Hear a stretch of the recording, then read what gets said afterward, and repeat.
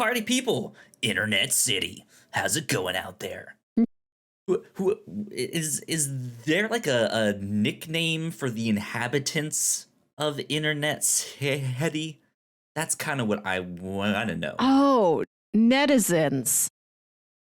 Welcome, netizens from Internet City. Welcome, programs from Internet City. Your voice is so deep when you do that it sounds threatening, like you were forcing the inhabitants of Internet City into some sort of tournament. You will, or else. Instead of, hello, programs from Internet City. Welcome. Welcome, one and all. If you guys did not know, this is the Captain's Log, episode 180. My name is Kyle Springer, and I am joined by Melissa Wilkinson. Melissa, how's it going? Hello. It's been all right, Kyle. How's your week been? My week has been exhausting. I'm running on very little sleep, over caffeination, and I just woke up from like a 2-hour nap not too long ago, so I feel great right now. But I'm most likely gonna be up all night. That's playing with fire. You can't start a nap later than like 3:30 p.m. Like I'm at the point where I can't control it. Like I haven't been sleeping very well. That's what the Hulk says. You won't like me when I'm napping. but like I'm at the point where I'm not sleeping very well most of the time, that I need to caffeinate to stay awake during the times that I need to stay awake, which then has me crashing at weird hours of like, I'll get done with work and I'm just immediately dead. Like I need to sleep for 2 hours or so. And then I do.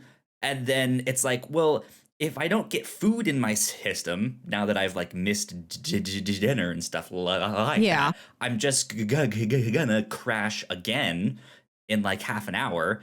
So I need to eat. I need to get, but if I eat, that means I'll be up all night, whether I like it or not. Like I'll have all of that food and stuff like that, and so it's just this vicious cycle of like I'm out of control. Internet City, help me. Sam is in the chat. What's up, Sam? How are you? Hi, Sam. How's it going? What do you do when you can't sleep? Like, what do you have a routine? Do you have like a show you put on, a white noise machine? Do you go for a walk? Oh, I can't walk around. Well, I guess nothing's stopping me from walking around in the middle of the night, but it just seems lonely. It just feels like if I'm walking around in the middle of the night, something far worse than insomnia has happened to me. True. Yeah. Understandable. I found a series of videos on YouTube called Sleepcore, and it's just pleasant, mundane media for you to fall asleep to. It's it's great. There's so many of them, and it's just like a promotional video for General Electric from like 1956. That's like the house of the future. That's wonderful. It's like old retro futurism clips, old like school educational film strips, you know, old TV news broadcasts about like the internet. What is it? Can you wear it? What if you had a computer on your wrist? We talked to a designer. Sam says Sleepcore is the anti-speed core. Minus 200 BMP. It's meant to lull you. Yeah, find the Sleepcore videos. The YouTube channel is called Pics and Portraits, like pictures. Because I've been watching a lot of like VODs of live streams or like extra long like YouTube videos, right? That are like 2 or 3 hours. And just put the volume down really low so I can like hear something. But then I also, as I've mentioned before, have my like playlist that I sleep to. So that helps, that builds that routine. But some nights it's just like, I I'm up, and I'm like, there's nothing that's Right. gonna help me out. But I don't know. Oh well. Oh well. It's a rough way to live. Yeah, it sure is. It sure is. Melissa, you had some theme park related news on the docket for this week. The 2 times a year I get to bring theme park news here. Well, I guess I could anytime, but it's not like you want to hear about the cookie flavor of the month at Gideon's Bakehouse in Disney Springs outside of Walt Disney World, Orlando, Florida. Have you heard about the Galactic Starcruiser? I've heard of it. But okay. I mean that's all that I know. Okay. It exists. So the Galactic Starcruiser is this immersive Star Wars themed hotel and adventure experience that they built in Disney World. Sure. And it's basically like a space cruise. You're like, everything is entirely in character. This isn't like a normal hotel that you go there that is Star Wars themed. It's like you are on a spaceship cruise in the world of Star Wars. There's original characters here. Everybody's in character. You can show up, dress yourself in a Star Warsian fashion if you like, invent yourself a character. You're living your Star Wars story where you're on a space cruise, and then what if the First Order is on board? What if you have to help a droid? And this was announced years ago, and we've been getting little bits of information about it as the years went on. We got initial press tour things of we looked around the building, they showed us some of the food, they talked about some of the story options that there might be, and it seemed really cool. And then I think earlier this year, a couple months ago, Disney put out these promotional commercials that I think Star Wars fans didn't take well. And everybody was very mad. And I've heard so many people. What made them so upset? I think it just looked cheap to them, or it didn't look like authentic Star Wars. Everything I'd seen from I'm playing one of the videos that you linked to here on screen. So if you guys are watching the YouTube version, you can see some of this. And I can see that. Some of it seems maybe a little more plastic than what we know from Star Wars and stuff like that. But it still looks neat, though. Yeah. And that's what I was thinking. Everything we'd heard from people who had been to see the building and everything in progress said it was going to be a very cool time. I think maybe there's just a marketing team who didn't quite get the vibe of it, or maybe they were showing effects and things and weren't totally finished. I don't know, but I've heard from so many people being I ordered, I reserved a spot on the Galactic Starcruiser, but I might cancel it. I don't know if it's going to be worth all that money because this is very expensive. Yeah. But it opens, I think, in the coming days or weeks. And today, I think, must have been the day when everybody who was on press tours could release all their information. Because I woke up this morning and 4 different theme park channels I follow. I think this was their I think that's the one thing that I heard is that the release date got leaked. There was some Disney exec or something that tweeted it out can't wait for you guys to come join it on Memorial Day weekend or whatever it is, and then immediately deleted the tweet and then reposted it and said can't wait for you guys to enjoy it soon. Well, it's not Memorial Day weekend. I think it opens up in March sometime. I think it's always been we know when it opens. When he said, but there was something that happened like that it was some Star Wars experience or something of a similar ilk, right? It might be a Marvel thing. It might be a who knows what. But yeah, something like that happened. Yeah, no, it's people have been booking reservations at this hotel experience for months and months now. And I think last week or week before or something like that, recently there was some big like press event. Like we invited all these media members, which includes like these theme park channels that I follow. Come spend the whole weekend here. Like this is the experience that a guest would have. This is your special press weekend. And I think today was like the not the barricade or whatever, and those was lifted because I woke up and there's like 4 of them, and I've been watching them all day. And this place does look legitimately very cool. Now, I am a person who I like Star Wars. I wouldn't say I love Star Wars. I don't have strong feelings about Star Wars. I just think it's kind of shiny and fun. But coming from somebody who really likes theme parks and immersive, inventive experiences like this that kind of merge like this beautiful like role-playing experience with like some sort of leisure and tourism and vacation. Listen, you can see the overly large sci-fi building for yourself. That's what I love. There. You can do it. I've been watching these videos. I watch them from some of my favorite theme park like news channels, news and review channels like Disney Food Blog and All Ears. I watched a really great vlog from Ordinary Adventures. This place does look gorgeous. I buy into it really being in Star Wars.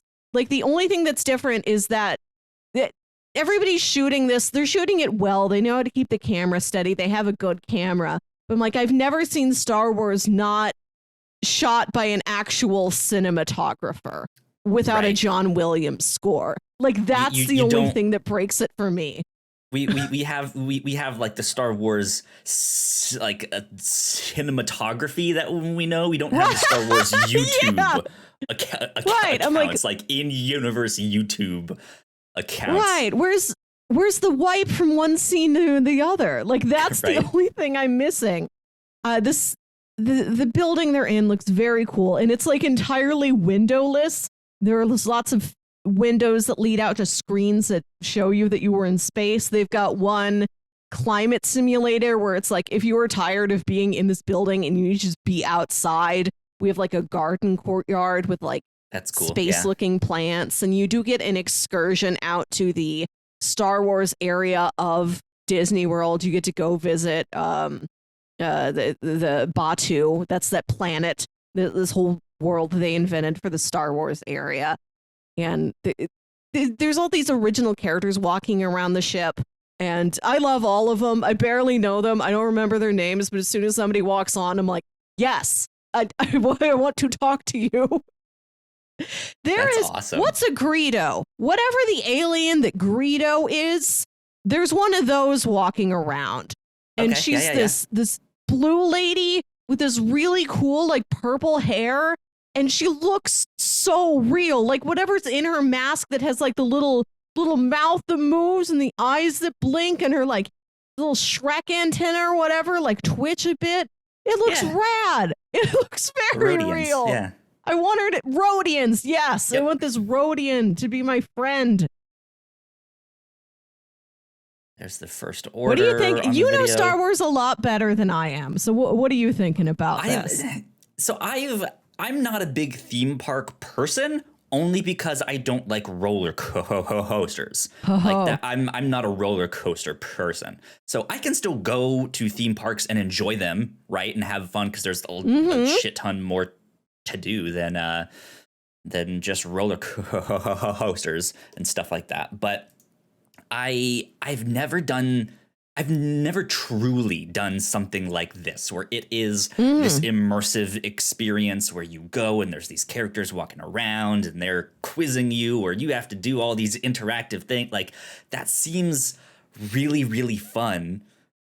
But I'm also, I guess, hesitant in a weird way to like, what if I just want to go and silently experience it? Like, what if I like want to go and be in the middle of the thing, but don't want to be caught up in the thing, if that makes sense. Like, I want to be the invisible fly, like on the wall in the midst of this whole thing.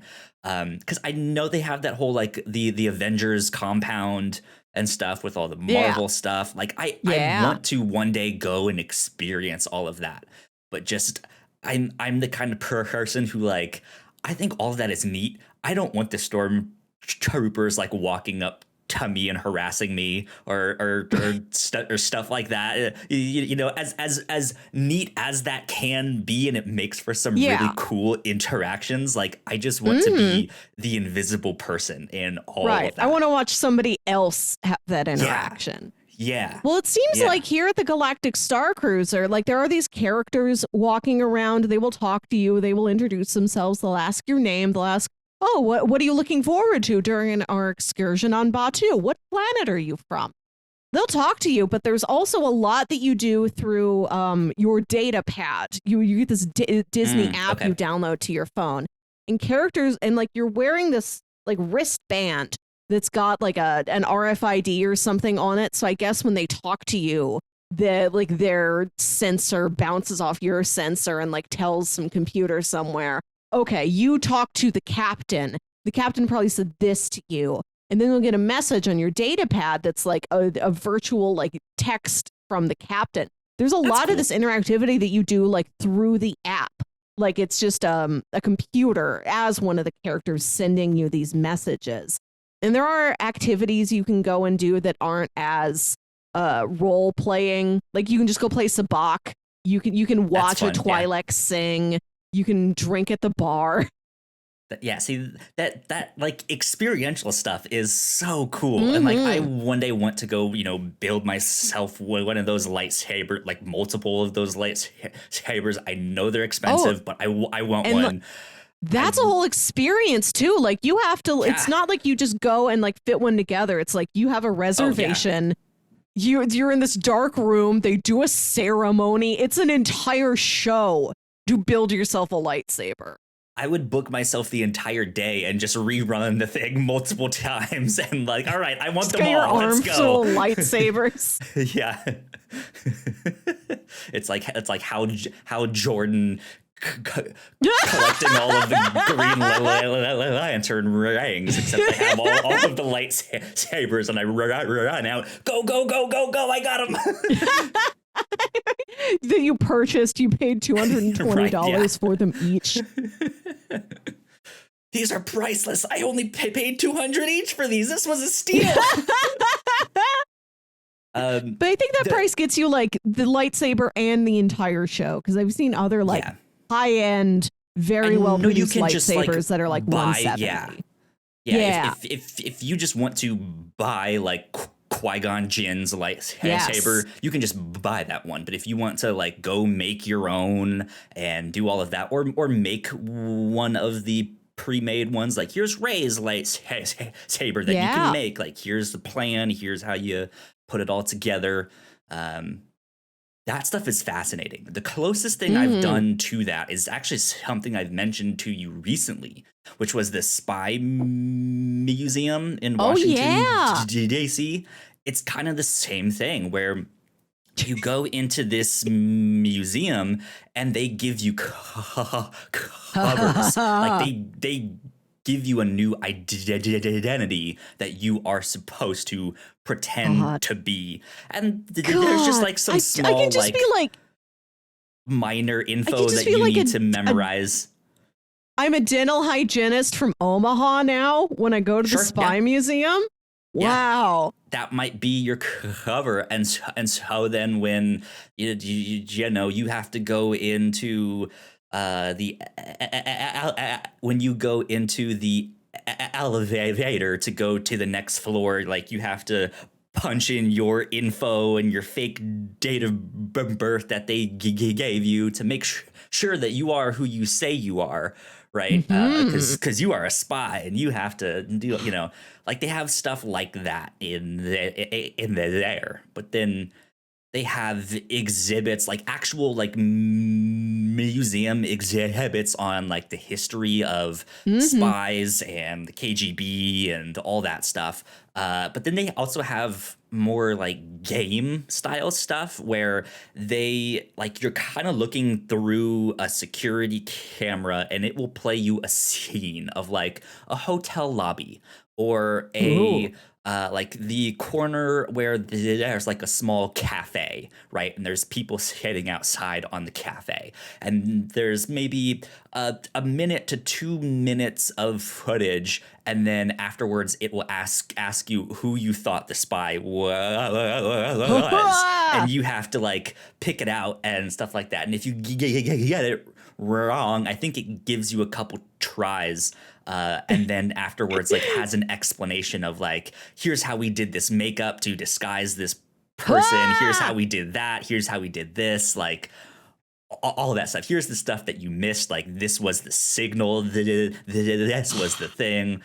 Yeah. So I've done that, but there's I think rarely anyone who comes up to like, Mr. Bond, I see that you've brought you know, like there's no one that like pesters you or stuff. You can just do your own thing, which I like. I'd like to be pestered. Like, the Star Wars isn't my jam, and for the price point that this is, it's very expensive. Which I get, because it is like, there's so many cast members there at the experience you were going to, more than at a normal hotel, and they have to like learn lore. Like, just paying all of these people to like do their hair in space buns and learn the names of all these planets and all these aliens. Like, yeah, that ups the charge of how much money I spend per night at this place. I don't think I'd ever do this unless I was like with somebody who was very into Star Wars and wanted to go. I'd hop into a trip somebody else was planning, possibly. But I really hope this does inspire other experiences like this, you know, for other intellectual properties, or if somebody just took like something in the public domain or some general other sort of generic sci-fi adventure that they're creating for themselves at their own hotel somewhere. And then you have to learn all entirely new lore that's not Star Wars at all. Yeah, absolutely. I think it'd be fun if they had like a Universal Monsters like hotel. Ooh. Something like that. So you have like Dracula, the Invisible Man, werewolf. You have I know Godzilla is not in that, but like, you know, you can add in like Godzilla. You can have King Kong. Right. There's just nothing that says that we can't have new Universal monsters. They can't make. They can just make their own equivalent of a Godzilla now, and they're the like Black Lagoon. Sam says, like, Universal monsters got like frozen in time in like 1939. You could make more. You could add to the cast. You really could. But like, yeah, I mean, you have those kind of urban legends. So there's like the characters around it, right, that are there at the hotel. You have like Van Helsing staying there at the hotel. You have all of that stuff. Mothman's there. Right. Yeah. They're trying to organize like a hunt to go get Frankenstein, like all of that stuff, or you might just hear them in the hallways as you hear the Wolfman howl, or you like, hey, don't go outside at night. There might be this thing. Yeah. Here's what's on your directory for today: 11 p.m. Angry Mob time. So yeah, we have Angry Mob scheduled for 11 p.m. exactly. That's funny. Yeah, I would like to see some of that stuff. Everybody like gets a turn. IP. Everybody gets a turn sitting at the end of the very long dining table across from Dracula. That's a premium experience. They only let like 20 people do it a day. And don't forget, we have premium pitchforks in the gift shop you guys can get. You weren't allowed to bring your own. Universal Studios Florida is building a huge new area. They have main Universal Studios, and they have Islands of Adventure, which is where the Harry Potter land is, and Jurassic Park, and their Marvel land. But they're adding a third gate, which is this whole other universe of other stories. And there's going to be like another Harry Potter land, a How to Train Your Dragon land, which is very fun theming. That'd be fun, yeah. And there is finally going to be a Universal Monsters land with like Dracula's castle, or Frankenstein's Dr. Frankenstein's castle. Yeah, so cool. Like there is a chance they could build a Universal Monsters themed hotel. Like, Which yeah, I you can just would really stay like in to the see. castle, right? That'd be Yeah. fun. Oh my, or Fun. even like little cottages, like you're one of the villagers. They've got a series of small cottages you can stay in. Furnished with pitchforks. Stuff like that. Yeah, That's a good one. I would love to do something like that one day, but like I said, I don't know if I'd be fully into the role playing. That's okay. Stuff It of comes it. at different speeds for different people. You can just say like 3 sentences to somebody and then spend the rest of the time on your data pad. Right? It's like, go away, live long and prosper. Like, I'm not here for you. Just want to eat my blue shrimp. Oh, they've got blue milk on tap here. Just like if you're at an I'm old country sure, buffet and you wanted a chocolate milk, the blue milk, the green milk, the Luke drinks straight from the boob in The Last Jedi. Yep. All these space snacks and drinks. It's exciting. I look forward to seeing more in-depth cool. food reviews That's cool. of what it's like to indeed. eat in space. Yeah. Let's take a quick break for housekeeping. And then when we come back, we're gonna be talking about Hank the Tank and Comixology. So lots of fun stuff to look forward to when we get back. We put a lot of hard work into the shows that we make, and yes, we make multiple different shows here at The Whatnots, and we'd love it if you check them all out. You can find out more information on our website at thewhatnots.com, as well as your favorite podcasting platform of choice.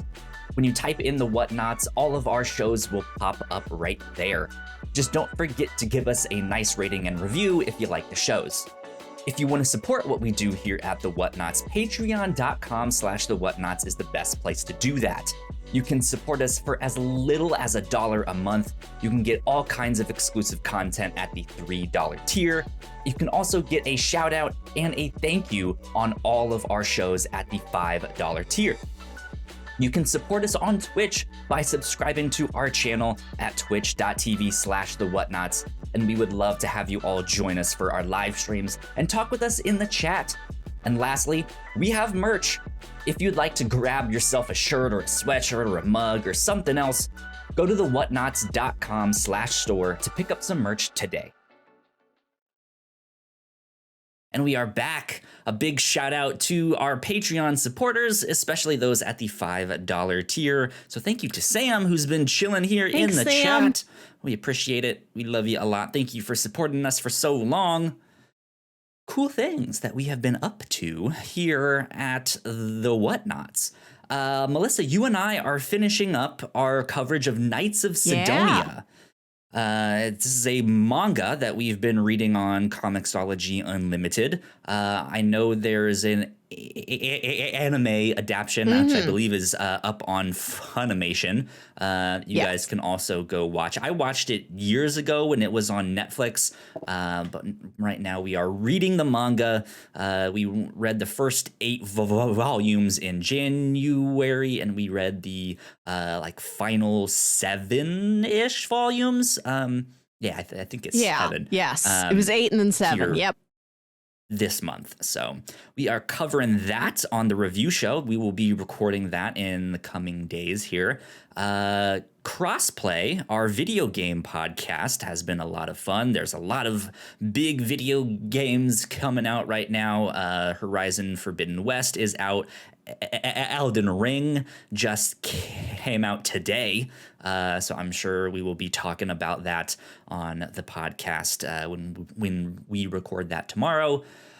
And then we've recorded some stuff for our Patreon exclusive podcast, which I'm super excited about. I think we're doing like smaller sections from some of the different podcasts and then stitching it all together into one big thing that everyone can enjoy, or at least there is something for a bit of everyone.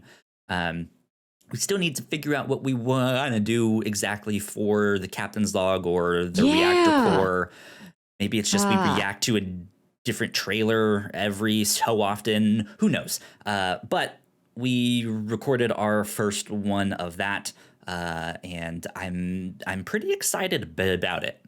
Melissa, we started a pilots program. Can you explain to the people what our pilots program is? Come join the Whatnots Pilots Club on our Patreon every month, where Kyle and I will be watching a pilot episode of a TV show. Could be anything, new, old, any length, 15 minutes, all the way up to the first one we started with is one of those like big 85-minute, like 2-hour special series premiere deals. Yeah. We watched the pilot of Eureka, which I think first was on TV in 2006. Is that right? Yeah, the Sci-Fi Channel original series ran for several years, and it was a show I remembered watching, and Kyle had never seen it before. This could be stuff that we want to revisit, stuff that like we know is good, and it's like, yes, let's truly take our time and admire the pilot episode of Lost. Maybe neither of us know it. Maybe we're testing the show out. It could be anything. It's just a television pilot. Indeed. Could be a cartoon, an anime, right. Could be foreign, who knows what. Yeah. So, it could be a pilot for a show that was never picked up. And the pilot is the only episode there is. Yeah, that would be fun too, because I know there was that Flash TV show from the 90s with John Wesley Shipp. There was I think there's been some like Wonder Woman shows that didn't get picked up. There's some interesting stuff out there for sure. Puchinsky. Yeah, I have no idea what that's referring to. Oh my god, Kyle! I feel like I've explained Poochinski to you. You blocked it out of your memory. You did not want to remember the Peter Boyle TV pilot from the 1990s, where he was a police officer who died and who was reincarnated as a wisecracking dog. You did mention that. You have mentioned that. Okay. I'm now expecting that to show up at some point in our pilot program. He's a little puppet of like a bulldog, and it's not a good puppet, but you've got the high quality acting of Peter Boyle coming out of this little puppet who's like, look at me, I've become a dog. Okay, good to know. I am now expecting that to show up one day. Fun stuff.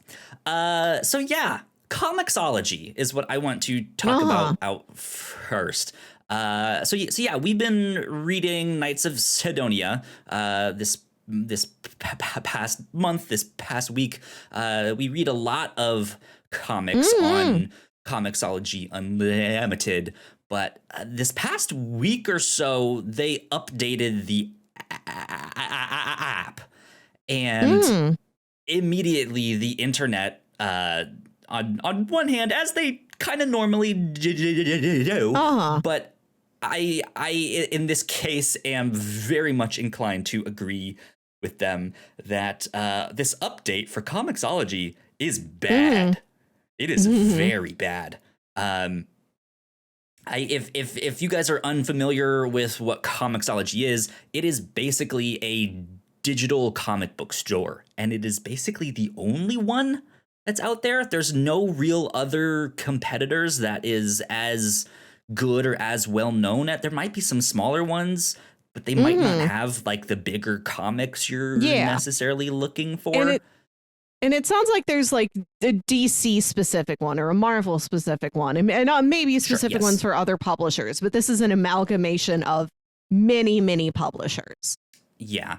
And they have a service called Comixology Unlimited, which is very similar to a Netflix style thing, where it is this kind of grab bag of Marvel and DC and manga, and here's some indie graphic novels and stuff like that. And new stuff comes to the platform every month. They have Comixology Originals that hit the platform first or were commissioned, by Comixology as like, hey, we want to get this creator to make something for our originals. Or they've got an exclusive translation of a manga. Like I think when we read Drops of God, it was a Comixology original. Yeah, yeah. And it's been a very, very useful service. I still think as an idea of what Comixology is and can be, it's pretty neat. It's a great service. If you want to get into comics, it is definitely a service you should check out. But this latest update is not great. I'm not sure how much you've gotten to poke around in it yet, Melissa.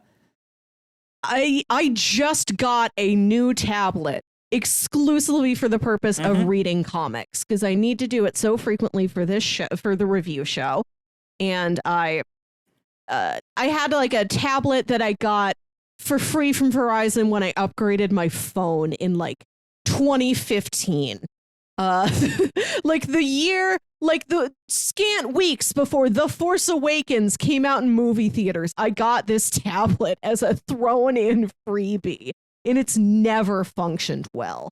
And this year, I'm like, I'm going to set the money aside. I think a decent tablet isn't that much money. I was able to get like one of the new Kindle Fire tablets for like $110.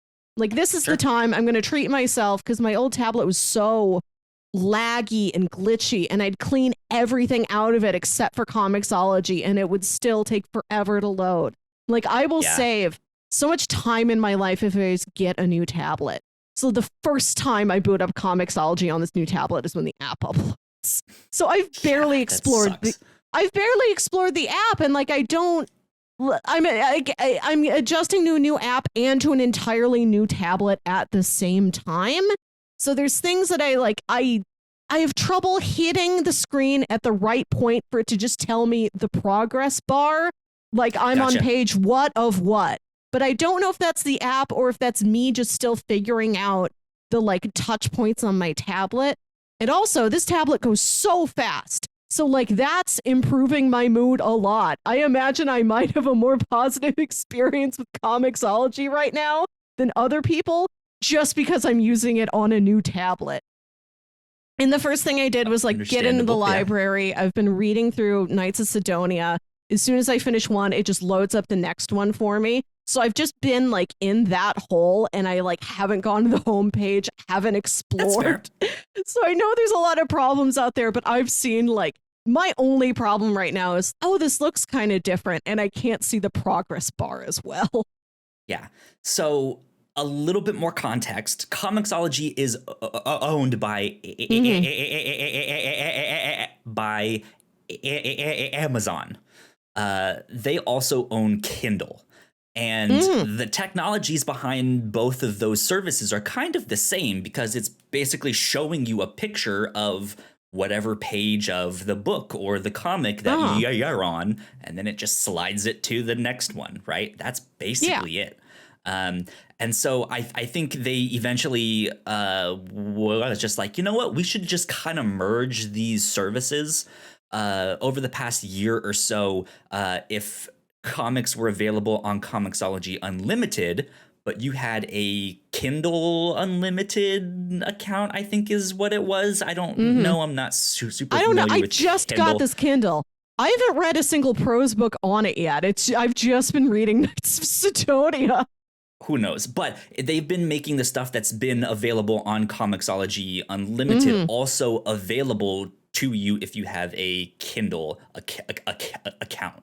And so, yeah, it seems like they were gonna slowly merge them together. And from a business standpoint, I understand that, right? It's two companies that basically do the same thing, kind of. It's nice that like comics will be there among any other prose book. If you want only comics, you can go there. But if you just want to read something, you can go to a page that's got comics and novels, graphic or not, like all thrown in together, and it's a sort of even playing field. So Sam in the chat is wanting to know, are you able to download comics off Comixology and open them in another reader? I'm assuming no. I don't think so. They have their own proprietary reader. I don't think they're DRM free. It does not give you like a CBR or a CBZ file or a PDF. It's just like it's in that thing. So I download Kindle books all the time and convert them to a format that can open in regular ass iBooks.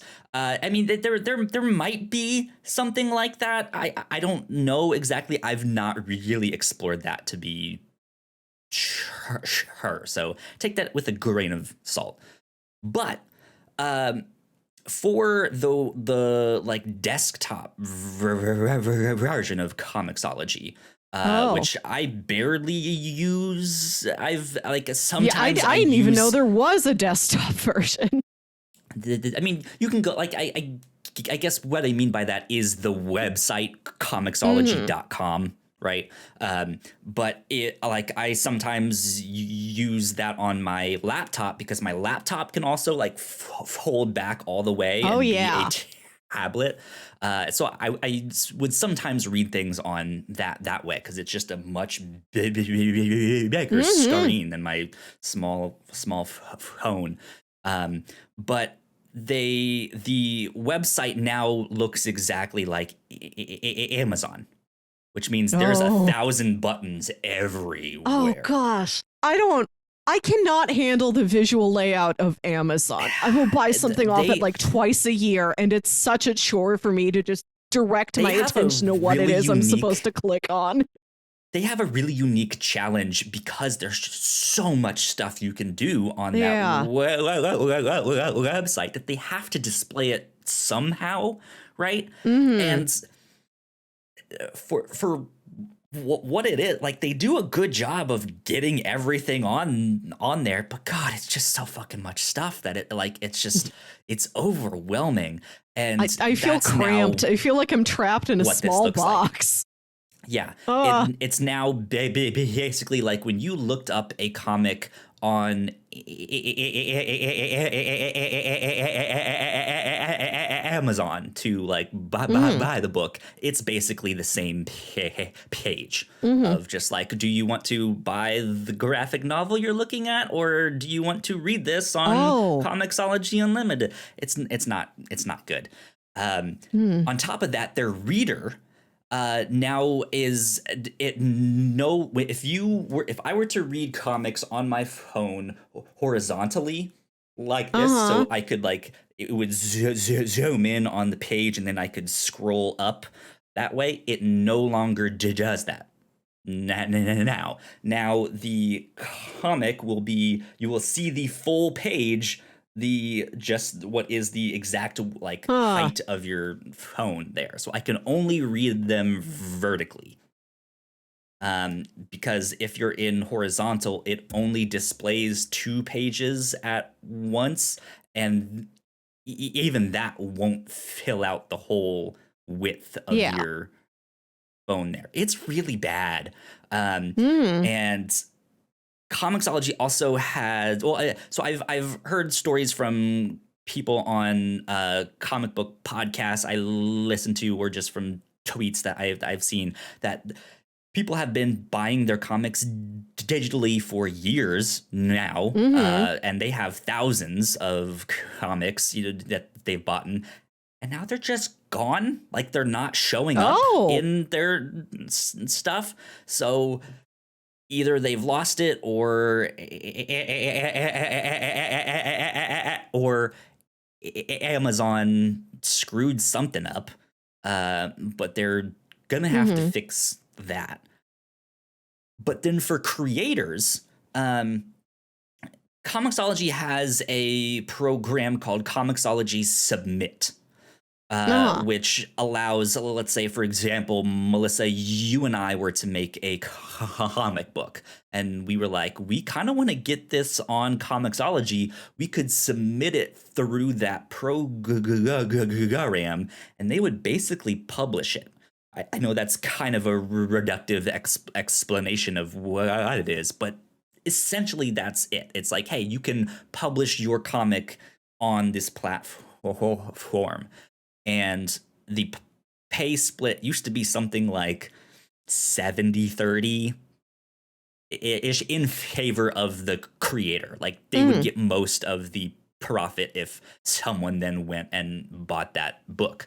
Now it's down to 50-50. And so creators are getting a lot less. And especially for like smaller comics creators that need to rely on stuff like Comixology Submit to get their works out there to people, like they are reliant on that check on that, and they're now taking a big pay cut for all of that. With the like desktop version looking more like Amazon, the discoverability is not great. So their work can't get to as many people. Like the whole thing is just a mess right now, and it's just really unfortunate. Yeah. I know the app, like it still works. I actually don't really mind the new look, the design. I think it's pretty sleek. But in the midst of all this extra stuff is just like, well, that's kind of a moot point compared to the rest of it. Like I'd be like much happier if it went back to the way it was there. So I don't know, but hopefully it gets fixed. Yeah, it's sometimes working out things that aren't necessarily bugs, but just things that a design team thinks, or whoever's building an app or a program or some new interface that they think will function well. And then they learn maybe the user interface on this isn't as good as we thought it was. We're getting a lot of feedback. I just learned from my own job and the publishing programs I've had to work with that sometimes like it can take longer than you think for major issues to get worked out, but it doesn't mean nobody's working on them. Yeah. So that's to be clear, as much as I like Comixology Unlimited and would recommend it to people who want to get more into comics, it's also not a great experience the way it was before. The reader was kind of clunky and slow. It worked better on your phones and tablets than it did on a desktop, which again, I don't really know why you would really be reading your comics on a desktop there, but it still like I feel like the experience was still just not great. One of the things I personally didn't like about Comixology Unlimited is that their front page really hadn't changed in 5 years. It's kind of the same thing. Do you want to read Lumberjanes and Saga?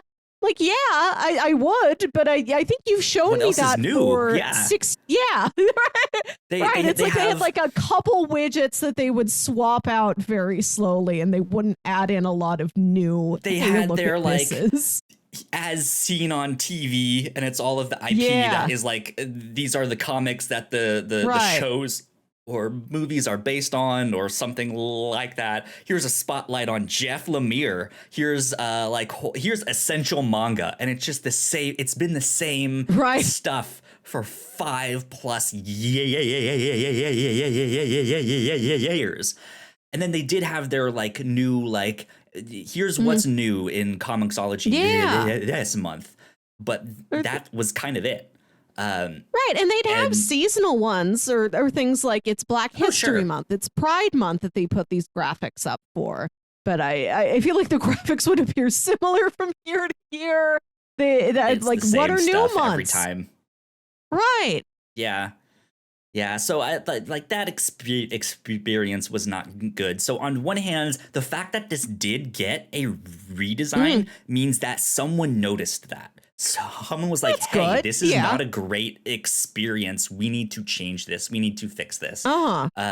And just with the way kind of tech works and stuff, I know that they aren't just like, well, we did the thing, we're done. Like, there you go, guys. We'll see you in the next decade. Right? Yeah. Like they are planning more stuff, more bug fixes, and like, ooh, we didn't add this kind of filter in it. And stuff like that. Like I want to, search by creator or stuff like that in my list Jeff of Lemire stuff, only. Give it to me. right? Exactly. Also, another change I've noticed in the app is that sometimes it'll address me by name, but my name is your name because I don't have my own account. Right. We have a shared account for the review show. So I'll download a book and it's like, that book will be waiting in your library, Kyle. Like, thank you. Yes, it's me, Kyle. It was. I know how to break dance. Actual name of like Kyle Springer, or go with the as my first name for the Whatnots. Right. We could make up an alias, Kyle. We could put it under the name McRib Sterling. Yep. Here you go, McRib. This book will be in your library, McRib. That would make me so happy.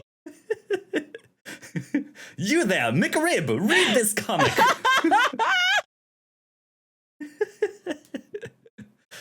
Fun stuff.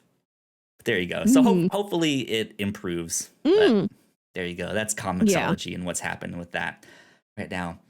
Melissa, are you aware of Hank the Tank? I have zero familiarity with this person or character. For half a second, I thought I knew what you were talking about. And then I realized, no, I think I'm thinking of Frank the Tank. The character Will Ferrell played in the movie Old School? Maybe? No, not who I was thinking of. Nor is it a movie Thomas I've never the Tank seen. Engine's cousin. Right. It's not that. Oh my gosh. No, so I've been seeing these stories pop up on Twitter about Hank the Tank. And I was just like, what is this? And so I looked. Is this a superhero? No, it is not. So Hank the Tank is a bear. I'll start with that. So don't, there's oh my God.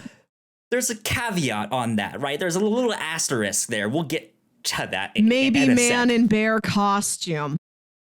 Hank the Tank is a bear. And there's been some town, I think, God, I don't remember now. I want to say out in like Colorado or something that has been kind of terrorized by this like 500-pound bear. It's a big boy. Oh my God. This guy is that's the largest rotund. boy. Yeah, he is the largest bear I have ever seen. It's incredible. He is cute. It is just like, oh, this is the biggest bear I've ever seen. I just want to hug it. And it has been kind of going into these neighborhoods and digging through the trash. And I think it's even broken into a couple people's homes to like eat their food and stuff like that. Thankfully, it hasn't hurt anyone yet, or so I'm told, or so I've read on Twitter. But the government, of course, was like, well, this bear's a menace. Like, we need to take care of it. Like, we need to kill it and get it out of the here so no one gets hurt. And like the local communities were like, no, we like him. Hank the Tank. Like, we support Hank the Tank. And he's a nuisance, but he's our nuisance. Exactly. And so I guess some forensics teams have been like getting in there to like help track down this bear. And apparently in the past couple of days, the results from the labs came back. This is not one bear. There's 3 of them. There's 3. There's triplets that are each that large. And they're all up to a ruckus. Hanks the Tanks. Wow. Hank the Squadron. Yeah, he's an entire armada. An armada might be a term for a lot of ships. I don't know the term for a lot of tanks. Squadron might be it. I don't know. An army of 3 Hanks. Of Hank the Tank here. He's very sweet looking. I don't know anything. What I think I saw this was like Lake Tahoe. So like, where is that? West somewhere. He's a big boy. He looks soft. Right. And then you look at these photos. Like, you don't even know how many Hanks we're seeing. This is the same Hank. This is one of his. We say they're brothers, or do they even know each other? Or are they Hank related? The Tank in trouble. Right? God. Hank the Tank. Wow. I've heard about this, something similar from Los Angeles area comedy podcasts where there's like mountain lions that are in like the mountains around like Southern California. And there's one mountain lion, like if they're known to be like active and potentially like a threat to citizens or innocent dogs being walked or something, it sounds like maybe the local animal control will like monitor them, like assign them a code name or whatever. Right. And another California neighbor. And there's this one like known mountain lion that's in like Griffith Park. It's like, oh yeah, P39. And all these podcasters keep referring to this one mountain lion. Like they just become these larger than life characters. Truly, nobody can be larger than Hank the Tank.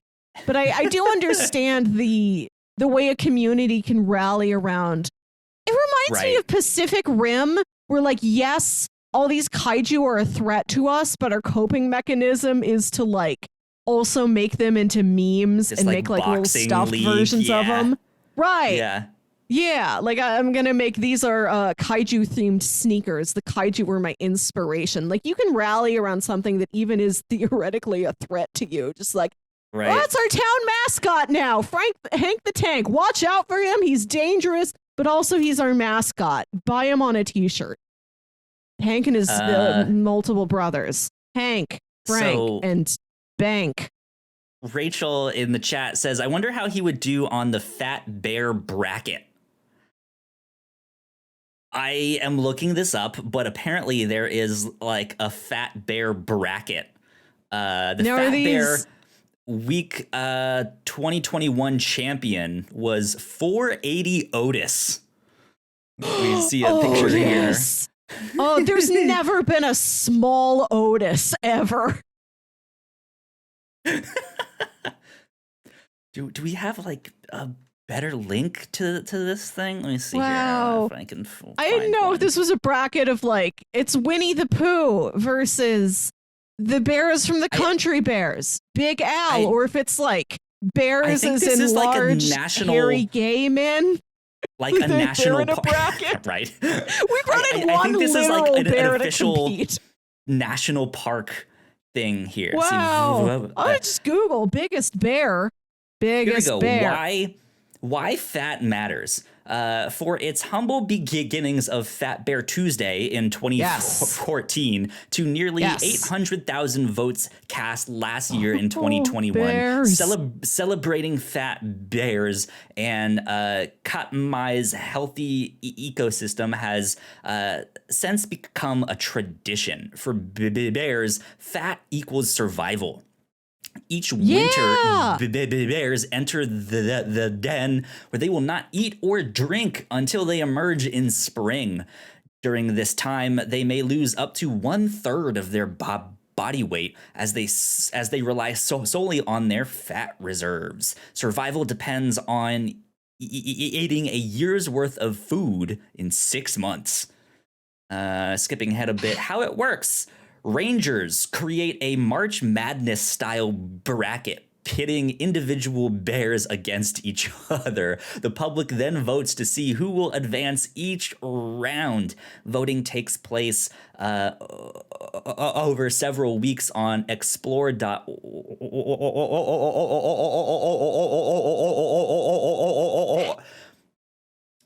Several days on explore.org's website. People may vote using any criteria they see fit. In the end, one bear will reign supreme. Biggest. Wow. I'm happy that bears are out there bringing the fat positivity. Thank you to my bear siblings. I see you out there. I too eat a year's worth of food in 6 months. Rachel said 2020 had a 747-pound bear. Wow. Good Lord.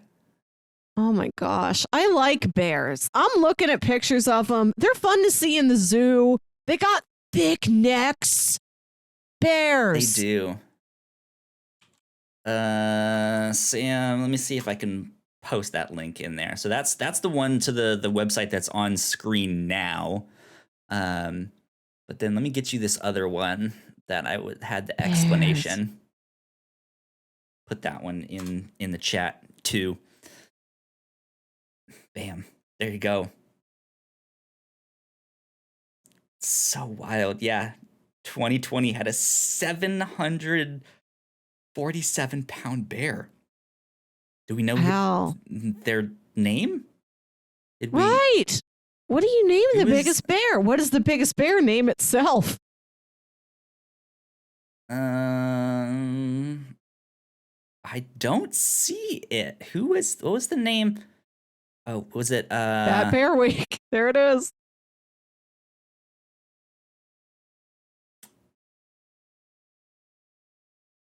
I don't see a name. Can't find one. I think it didn't have one. I think it was just 747. Interesting. Sam says I see Joel, but I assume that's the Ranger's name. I don't know. Joel, they have Joel some the of bear. these like right, like they have some of these names like in parentheses. Otis, Holly, Grazer. I wanted to see what kind of bear Winnie the Pooh is. He's based off a real bear named Winnipeg, and that real bear is a real bear, but there's no like bear in nature that Winnie the Pooh is meant to look like. There's no gold bears who wear crop tops for reals. They championed their favorite fat bear through campaign posters and slogans from Takeoff with 747 to Holly's supporters. God. To Holly's supporters saying, "I'm with fur." You're my favorite fat bear is what I want a man to write to me in a Valentine. Oh, goodness. Let's see here. Did they, when, all right, so when is Fat Bear Week 2022? That's what I want to know. Fat Bear. Right, that's now. It's 2022. When do our fat bears come out? Oh, not two. Come on, 2022. There we go. Fat Bear 2022 calendar. Oh, you can get a Fat Bear calendar for 2022. Wow. Only $17.99. So instead, Sexy Fireman without a shirt, only wearing the big pants and suspenders, I could have a bear. King Otis t-shirt. Bear's wearing nothing. Bear more nude than Fireman. God, that's funny. No, I don't want a calendar, but when is I don't know if they've announced it yet then. Wow, later to come this year. Apparently. I don't know. I'm not seeing any info on all of that stuff, but bears. Man, what if Paddington was this big? What if Paddington 3 is just Paddington, he ate too many marmalade sandwiches. He's just big. It's just big Paddington. Forget Clifford. Move him out of here. Paddington 3 is him discovering Fat Bear Week. And him going to the Fat Bear Week competition. It's an event now. Like it's like it's spring break or something. On ESPN, the Ocho, Fat Bear Week is here. It's like Mardi Gras. Instead of like it's Bear Gras. Not Bear Grylls, Bear Gras. Fat Bear. What's French for bear? Hold on, I'm gonna do it. Sam says Fat Bear Week is probably not till September, judging by the 2021 date. Bear. So I guess, Big Bear French. Rachel said it was Chunk versus Grazer. So Grazer must be 747. Ours Gras. That's French for Fat Bear. Instead of Mardi Ours Gras, you go to Gras. Fat Bear Week. You still have beads. God, that's hilarious. Good for Hank the Tank, though. Like he's However not many one, Hanks but there 3. are. Right. Just Or like divorce. Hank Venture, who found out there's more of him. Like you.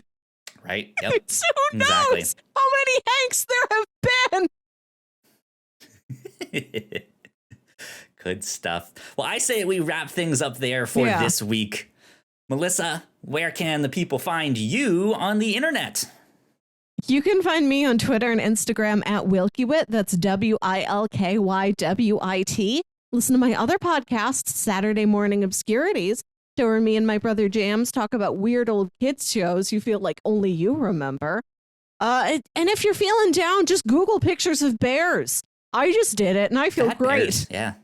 Good stuff. Bears of any size. Yeah. Indeed. Smallest bear. You guys can find me at Yo Kyle Springer on Twitter. If you guys want to stay up to date with all of the stuff that we do here at The Whatnots, we are at The Whatnots on Twitter. So please go like, share, and subscribe. You guys know the deal with all of that stuff. Next week here on the show, riddles. We're going to have some riddles. In honor of the new Batman movie coming out and Riddler being the main villain of that one, Melissa wanted me to challenge her with some riddles. So we're gonna be solving some riddles on next week's podcast. Riddler riddles. Yep. I understand if you can't get an entire docket full of like Edward Nygma's specific riddles or Edward Nashton. That's Paul Dano's name in the new movie. I don't know if that's normal, if he's been Paul Nashton in the past, or if that's just for this one, where they're like, nah, it's Nygma's usually too preposterous. Right. Too preposterous of a last name. I mean, maybe it's his middle name, Edward Nygma Nashton, right? Wow. What a choice for his family. Deliver me as many Riddler riddles as you can give me, but if you run out and then you just have to give me a riddle, that's fine too. Yeah. As long as you deliver it with the Riddler panache. Yes, that is the goal, to find some of Riddler's riddles, whether it's in the comics or stuff like that. I know there's some Batman video games too. I wonder if there's some good ones in that. But I'd have no idea about those. I've never touched a video game. But if I can't really find ones that work or stuff like that, then yes, I will just have some riddles on hand, and I will act like Riddler wrote them specifically for Batman. So Bat Melissa. There you go. Yeah. Bat Melissa. I'm the hero Gotham needs next week. Indeed. But yeah, that about wraps us up for this week's show. We hope you enjoyed it. Thanks for checking it out, and we will see you all next week. Bye. Bye.